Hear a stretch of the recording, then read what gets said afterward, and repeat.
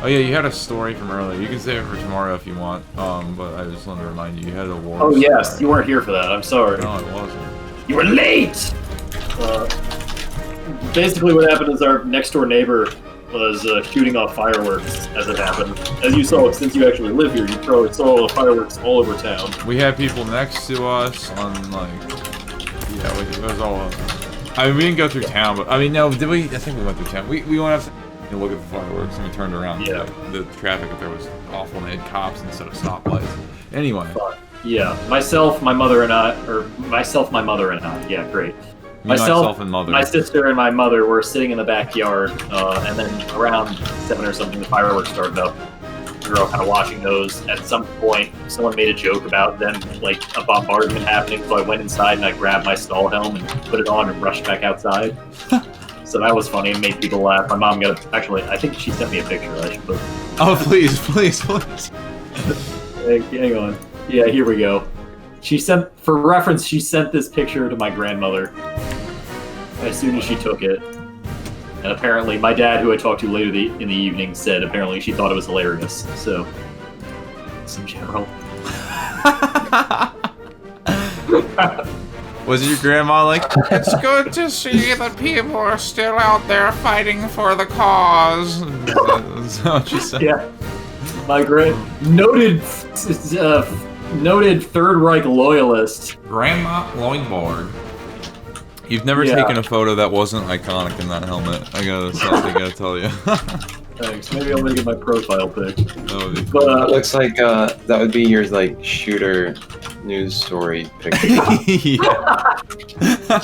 Local douche canoe Minecraft player Bionicle Boy Lloydborg entered a school today heavily armed with gas canisters and hand grenades that he'd stolen from a Boy Scout supply store, and 3 toddlers, baby, and then promptly shot himself in the ass and failed to kill himself. He's currently went through and hit his prostate. So that happened, but basically, after that went on, the fireworks continued to increase in intensity as the night drove on, as you saw. And then, at some point, around like 8:30, our next door neighbors, not the Uruguayan ones to the right of the house, to the left of the house, the questionably responsible people of poor decision-making ability who live next to us. I don't want to say white trash, because I'm not that much of a bigot, per se. But they did buy a used hot tub 2 months ago and have yet to install it in any capacity, so it's just sitting in their yard. I've been there. So you get it. It's an image. They have the lady of the house smokes a lot and drinks wearing like a camisole on their back porch. Oh, nice. And lights that stay up all year. Love it. Their kids are neglected, and the guy has an estranged son who's like my age, who he like barely pays to mow the lawn, and he always looks unhappy about it. I'm painting the picture here. Okay, thank you. So my family is like unquestionably good terms with them sometimes, because my dad and my mom are like, we want things to look nice, and they're like, not that. They start shooting off fireworks. They the guy sent up, Jim, I would call him next door, sends up one. It kind of goes off askew a little bit. We're kind of watching that like, all right, that was a little bit low. Then he shoots off the second one a minute or two later. It arcs directly to the right of his yard, about 10 feet over our heads, over our yard, halfway, then stops, explodes about 5 feet off the ground, and then the embers fall into our grass. And immediately my mother went, that's it! Oh, wow. Like butch as hell, got very angry and stormed into the house and threatened to call the police. Not their house, she was just stomping around our yard. If that would be pretty impressive if she did, I won't want it. And then I think nothing happened. I think he shot off another one, and then she got up and she stormed over to the fence and basically went, that's it, shut it down! Like, I'm done! And then continued to yell. They shot off another one that, like, I had gone to the house by that point, but that one also nearly hit our house. So, nice. So she got very upset, yelled at them, went to the house to, like, potentially call the police, because I'm pretty sure that's illegal in the first place anyway. And then came back. I had come back outside or gone inside to help, like, take things in. I went back outside, or no, I'm mixing things up. By this point, I hadn't gone in yet. Yeah. The next door neighbor has been heard he's been yelled at by now. He comes over to our front gate out of the yard and kind of leans his head over. At this point, I'm just standing in the yard, and he leans his head over and is like, "Hey, I'm really sorry about that," and poked my head out with Stahlhelm on. So I'm the only person he sees. He doesn't know that I own that. He's never seen me outside wearing it. So by this point, I have to assume he thinks that I think we're being attacked.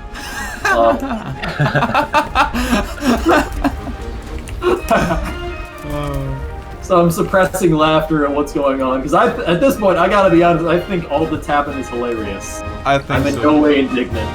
I think and I basically start making jabs at him. Yeah.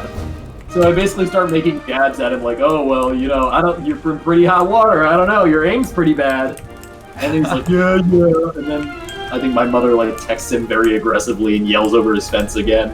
And he sends out a group text to the neighborhood, who he had previously asked earlier today for permission to put out fireworks, and was like, "Sorry guys, something happened with one of the neighbors, and we can't do it anymore." Like, he's putting everyone off by not continuing his haphazard fireworks display. Yeah. At the end of the night's festivities. I thought it was a wonderful way to end 4th of July. Yeah. My two favorite moments were the ones that involve the Stahlhelm. You running out of the basement with your Stahlhelm on, surprising everyone, and then you poking around the corner just to address your neighbor with a Stahlhelm. Thank you. At one point, I had gone back inside to feed my dog. I came back outside, still wearing the helmet. This was before everything happened, and my sister and mother were sitting in the yard, jokingly wearing pots and pans on their head. Huh. And I basically looked at it, I was like, "Oh, you are a bunch of casuals. I see. You're not really prepared." And it was fun. I had a surprisingly good time, even if my mother ended the night by raising her blood pressure through the roof. But the smell of smoke was still heavy in the air when she decided to storm the barricades. Yes. So as it turned out, we were being attacked. My sister was right. We were under fire. It's the Russians! They came for us! It's an air raid. The front has moved very close to our house in a short amount of time. That's the closest anyone in my family's ever gonna get to being in a war. I know years from now I'm gonna mention that, and my sister's gonna be like, "Yeah, the time we were attacked!" 'Cause that's what happens here. Oh yeah, Nathan, I was gonna tell Jake about what happened today with the vehicular incident. The one that happened earlier today, this afternoon, like, before I ordered the food. With the, government vehicles. What? What? Was I there? Yeah, you were outside, and we were talking about how weird it was, and Mom was like... Oh! Yeah. Yeah, he might have heard that. Oh, he did? Oh, great. No, I mean, he might have heard them, because they're... Oh, yeah, probably. There was a military flyover earlier. I thought it was just helicopters, and so I ran out, I heard it fly really low over the house. I'm like, huh, that was a close helicopter. And then I heard another one, and I'm like, oh, something's happening. So I jump out of my chair, and I run outside with I throw my headphones in my chair and dash outside, and I run off the back porch, and I look up, and I see a stealth bomber flying in formation with 4 other jets in a V formation. I'm like, oh my god, what's happening? And I was getting ready to go back inside and tell everyone what I saw when I heard more planes coming. I'm like, this is surreal. So I run out front, and there's more planes flying in formation over our house. It was. I heard that happened, but I wasn't there for it. I was outside and I saw it happen, and I tried to take a picture, but of course my phone was out of storage, so now I just have to tell everyone what I saw. I'm imagining your face, the look of panic that I perceive on your face. I actually wasn't that panicked, believe it or not. I was just kind of like, oh, that's weird. They're probably doing a military flyover because of the holiday or something. I wanted to assume that you were panicked because you realized they were coming for you. I mean, the thought did occur to me, but I wrote it off pretty quick. Not for me. That's how you know. That's a little pulse check to know that you're okay still. But I still thought it was very bizarre that they flew a stealth bomber over our house. Like it was like that V-shaped plane, like the weird alien-looking one. That I'm like. Yeah, they don't even fucking use those anymore. I wonder where they got it. Yeah, I was just it flew over our house, and I was like, oh, I think part of the reason I didn't panic is because I knew what it was because I play War Thunder. No, I knew what it was before that, but the War Thunder helps continually remind me. No, It's so weird seeing those things so low because they're shaped so weird. Just like my penis. It's like a UFO almost. Like that's how yeah, weird. they look wacky. It means I was justified in my usage of the stall helm in times of need. You know what? You're right. That's true. Yeah. I can't wait to be old and senile, and on one fateful 4th of July evening, a flyover happens over my quiet house in my parents' basement. And I hear it. And I go, oh no, it's finally happening! And I rush out of the house. And I grab my stall helm under one arm, and I grab my dog with my other. I'd like to imagine that the last thing your neighbors will hear when you're living in an apartment in your old age, that the last thing your neighbors will hear before you pass away is you yelling how they're about to invade, and they hear you click a family shotgun, but then you fall down the stairs and die on impact. I'd love to go out so gracefully, yeah. As I bail out the fucking second-story window and do a dodge roll into the ground like Dark Souls taught me how to do to cushion my fall. And I sprint over to the tank I have on blocks in the backyard. The spare parts are scarce in the 21st century. And I close up the hatches, and I promptly piss myself and die. And they don't find my body for 3 weeks until the ooze starts to creep out of the poor Soviet welds because they weren't well built back in the 50s. And everyone starts to get suspicious that something is up, and they open the hatches and find my dead body clutching my shivering dog. It's just a hand. It's just a hand, and it's a hand and a corgi and a bunch of Jake soup. Yes, as though I'd been red misted, just like I wanted to die. I'm just imagining you and the woman you love getting adventurous in the sack, and then you yell, "Red mist me!"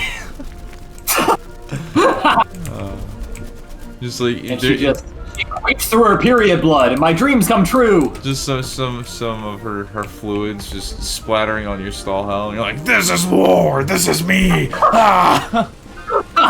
I stick 2 fingers in her bloody cooch. I take them up, one from each hand, and then I streak like the football stripes across my cheeks. And then I look up at the ceiling, and I put on my stall helmet, I fix my goggles, and I go, ah! Conquest! Oh my goodness. I look forward to your tales of your exploits in the, I'm gonna have no choice but to humiliate myself in front of women in order to have fun stories for the Discord boys. Oh, I can't wait. Because I know I'm gonna do it. I hope I don't, but I might. We will see, we will see. I look forward to it.